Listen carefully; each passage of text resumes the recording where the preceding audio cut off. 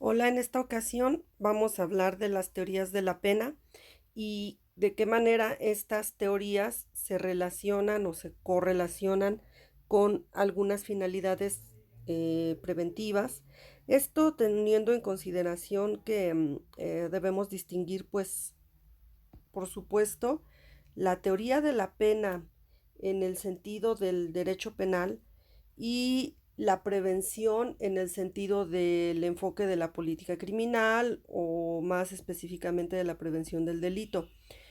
¿Por qué tienen esta finalidad o esta correlación los temas? Bueno, en realidad la pena ha venido cumpliendo una finalidad históricamente y el Estado ha tratado a lo largo de los años de justificar el por qué tiene en sus manos la posibilidad de imponer una sanción a los ciudadanos. De hecho, existen algunas teorías abolicionistas que también son a su vez teorías anarquistas, en donde se considera que el Estado no debiera tener esta posibilidad de castigar a las personas, que finalmente el Estado monopoliza el uso de la fuerza, monopoliza la violencia. De hecho, en nuestra Constitución se prohíbe el hecho de que una persona haga justicia por propia mano. Y por supuesto esa justicia la tiene en sus manos el Estado y será quien deba considerar en todo caso cuál es la sanción o consecuencia que le corresponde a una acción o a un hecho antijurídico. Entonces, el derecho penal, específicamente cuando nos referimos a la pena, es todavía más marcada esta situación porque el derecho penal es el de, habíamos comentado en alguna ocasión, última razón, esto es la última circunstancia a la que acude el derecho para sancionar a una persona. Hablar de una conducta antijurídica cuando ésta está tipificada como delito, por supuesto, conlleva la máxima sanción que se pueda considerar para cualquier conducta antijurídica. Entonces, históricamente se ha tratado de justificar el hecho de que el Estado pueda imponer estas sanciones y justamente se establece que el principal medio del que dispone el Estado para reaccionar frente al delito es justamente la pena, pero esta reacción tiene que ser fundamentada. Si nos enfocamos por supuesto, principio de legalidad, habíamos comentado con anterioridad que no es posible concebir la existencia ni de un delito ni de una pena sin que esto tenga un fundamento legal. La ley entonces va a ser el fundamento y la medida de la pena. Pero existen diversas teorías de la pena en esos intentos de los que les hablaba hace un momento para justificar la actividad punitiva del Estado, que pretenden determinar la función de la pena y también permiten establecer cuál es la función del derecho penal en términos generales. La pena entonces debe tener una finalidad. ¿Para qué? ¿Para qué se aplica la pena? ¿Para qué castigar a través de la pena? Pues la teoría clásica nos lleva a considerar un binomio retribución-prevención. El debate es sancionar porque se cometió un delito o penar para que no se cometa un nuevo delito. Bueno, pues aquí encontramos diferentes teorías. Las teorías absolutas o retributivas, que se representan principalmente por Kant, hablando de la ley penal como imperativo categórico, esto es,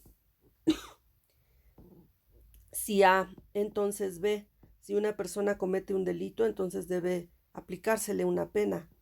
Y a Hegel, con su principio de que el delito es una negación del derecho y la pena es la negación de la negación, una fórmula que nos lleva a entender que esta pena se impone justamente para negar esa conducta violatoria del derecho.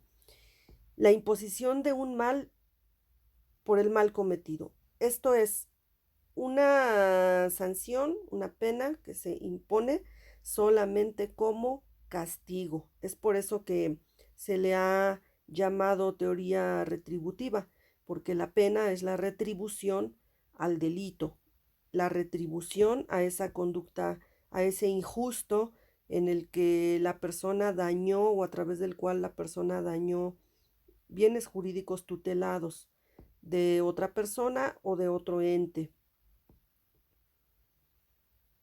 Entonces, a través de la retribución se hace justicia. Al culpable del delito se le sanciona y por tanto, pues ya se considera que con ello, al tener el castigo, hay una retribución y por tanto se hace justicia.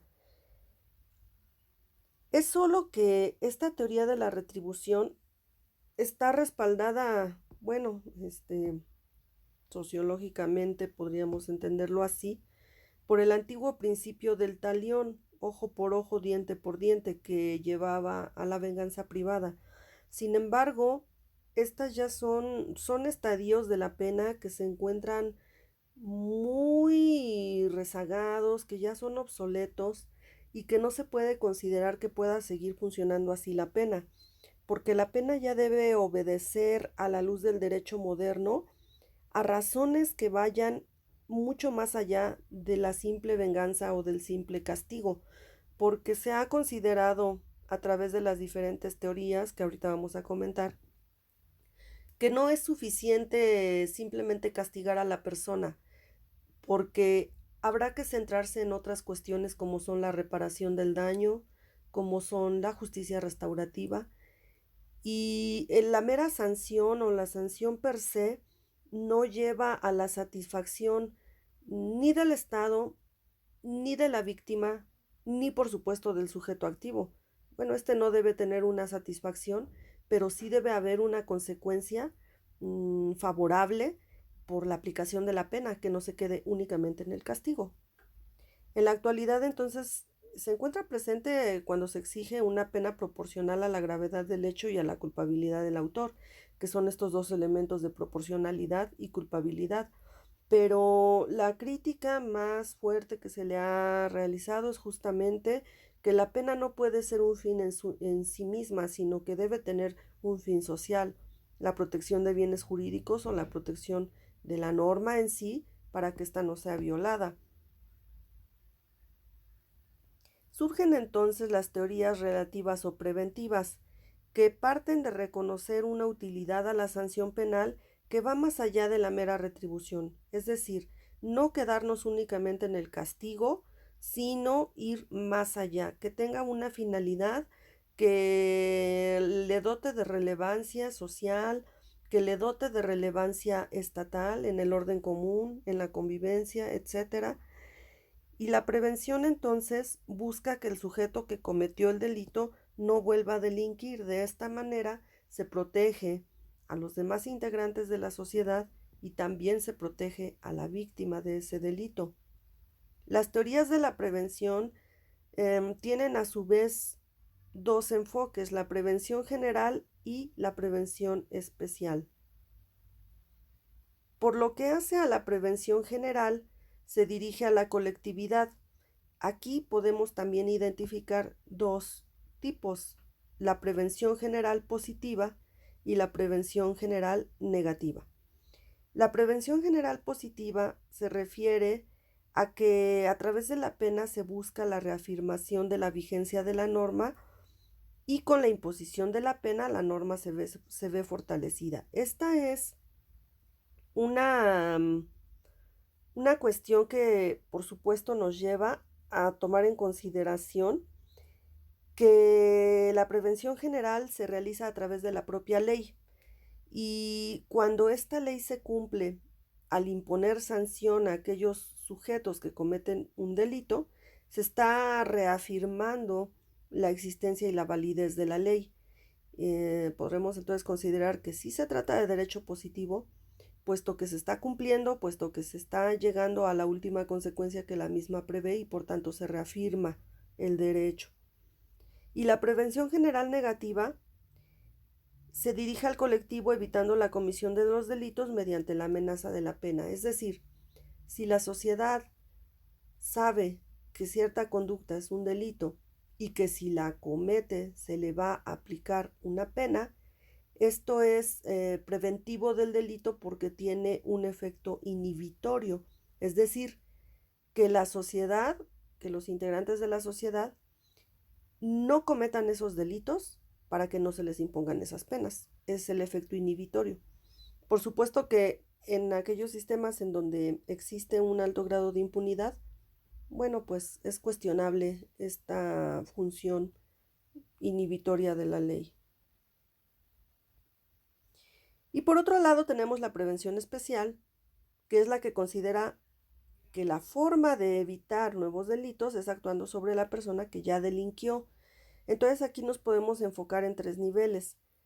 La pena debe intimidar para que el que la sufrió no cometa nuevos delitos, pero además debe resocializar al que sea autor habitual y también debe proteger a la sociedad frente al irrecuperable. Por ejemplo, si al sujeto se le priva de su libertad por el resto de su vida, eso ya implica una protección para la sociedad, puesto que ya no va a volver a delinquir, puesto que ya no va a estar inserto en la sociedad. Y por lo que hace a la resocialización, sería de aquellos individuos que logren este fin, bueno, que el Estado actúe sobre ellos a través de los medios con los que cuenta, para que estos sujetos que ya cometieron un delito no lo vuelvan a cometer en caso de que se reinserten a la sociedad. Y si no se reinsertan, de cualquier manera se está previniendo, puesto que ya está aislado de la sociedad y ya no la puede seguir dañando. Aquí también podemos identificar la prevención especial positiva y negativa. Es positiva cuando se busca que el autor del delito no cometa más delitos en el futuro, y es negativa cuando se evita la peligrosidad del autor en la sociedad mediante su inocuización, es decir, aquellas penas que son eliminatorias del sujeto, como es la pena de muerte y como es la pena de reclusión. Eliminatorias porque, insisto, son sujetos que ya no van a regresar a la sociedad y que por tanto de esa forma se evita el daño que le causan a la misma. Son entonces los enfoques que tenemos en las teorías de la pena, las retributivas y las absolutas. En la actualidad las que se encuentran por supuesto en boga son las teorías preventivas, son las que se han tratado de recoger en los diversos ordenamientos legales y en las diversas políticas públicas criminales, justamente para buscar eso, la prevención de la comisión de conductas delictivas y el evitar que las personas que ya han cometido delitos sigan causándole un daño a la sociedad. No podemos dejar de lado también las teorías mixtas o de la unión, que rescatan elementos de las diferentes teorías de la prevención. Se dice que surgen ante el fracaso teórico, político y filosófico de las teorías antes mencionadas, y estas teorías mixtas sostienen que la pena debe enfocarse a diversos fines. Estos diversos fines se interrelacionan y se complementan en un proceso dialéctico de límite y de utilidad. Y de manera muy concreta se dice que el fundamento de la pena es la defensa de la sociedad y la retribución es únicamente una función del límite máximo de las exigencias de la prevención, puesto que se impide que conduzca a una pena superior a la merecida por el hecho cometido. Estas teorías mixtas o de la unión pues tratan de buscar puntos medios, ¿no?, entre las teorías absolutas y las preventivas. Esto es, que no se castigue solo, que no se imponga la pena solo para castigar, pero tampoco que se imponga solo para fines preventivos, sino que tenga fines que vayan enfocados, por supuesto, de forma casuística a la conducta, a su gravedad, al sujeto que la cometió, a las circunstancias en las cuales se cometió, etcétera. Y al tomar en cuenta todas estas condiciones, entonces determinar para ese caso particular cuál va a ser la finalidad de la pena, y si son muchas sus finalidades, mejor. Es decir, si con la pena se logran diferentes finalidades, esto le dará mayores posibilidades a la sociedad para enfrentar las conductas delictivas.